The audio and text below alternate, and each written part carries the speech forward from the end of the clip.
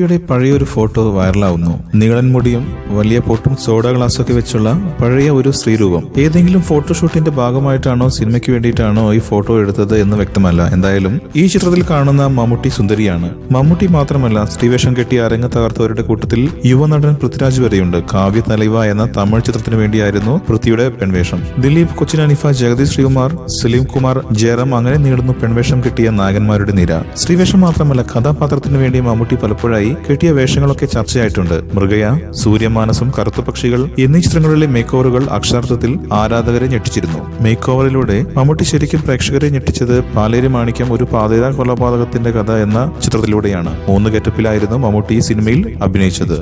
കൂടുതൽ സിനിമാ വാർത്തകൾക്കും വിശേഷങ്ങൾക്കും ഇപ്പോൾ തന്നെ സബ്സ്ക്രൈബ് ചെയ്യൂ മലയാളം ക്രിയേഷൻസ്.